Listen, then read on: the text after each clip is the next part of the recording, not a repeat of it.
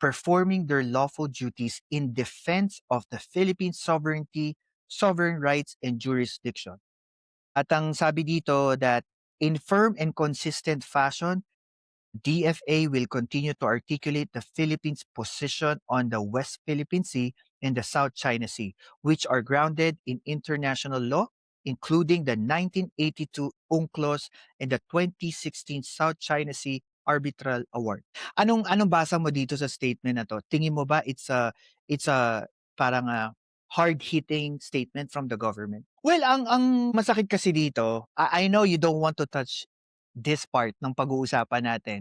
Pero kasi there is a propaganda going forward sa Philippine social media, sabihin ko na lang na gano'n, that yung parang nilalabas nila sa social media and meron din mga, sabihin na natin mga social media influencers na ang sinasabi nila that the Philippines is actually the one that is aggressive in West Philippine Sea and we are the one that is the aggressor. In what way? In what way? Na parang kapagka daw nagsasalita tayo towards the Chinese government, may sinasabi tayo against them, we are actually starting an issue na dapat hindi naman daw. Which is even Senator Padilla was saying na alam natin di tayo mananalo, ba't pa tayo nagsasalita or ba't pa natin pinupush itong arbitral award? Wala naman ako naririnig na mga gano'ng well, actually, kung meron mang mga nagsasalita ng gano'n, it could be a reaction after the fact na may mga ginagawa din kasing hostility ang mga Chinese sa mga fishermen natin dun sa sea, 'di Mhm. ba? So, kung meron silang nakikitang mga ginagawang gano'n, it's a normal reaction na ang mga Pilipino na nandito sa Pilipinas, natural nila yung kung ano yung sa atin. So, magre-react sila ng gano'n. Kaya lang sila nagsasalita ng gano'n, it's because of the, incident na nangyari.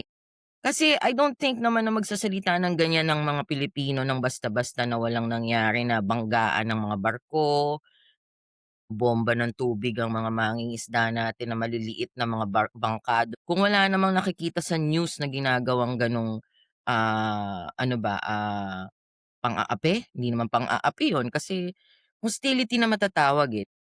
So, hindi naman siguro magre-react ang Pilipino ng gano'n, 'di ba? Kahit naman sino, eh, 'pag ikaw inagawan ka nga ng candy, nagre-react ka, eh, yung pa kayang gano'ng kalalaking issue. So, Correct. hindi reaction lang 'yun ng mga Pilipino. Yeah, and I think it's more of like siguro masasabi ko rin cultural differences natin kasi ang Pilipino, we're bound towards our uniqueness sa pagiging natin pamilyado, 'no? Yung Kaya family centered ng sige, oo. 'pag kinanti mo yung kamag-anak ko, kaaway mo na rin ako. And I think this is another form of our culture na pinapakita natin sa China na hindi porke taga Palawan yung inaapi niyo, hindi kami magsasalita kahit nasa Amerika kami. We will stand firm on our Pilipino beliefs. tayo kahit nasaan tayo.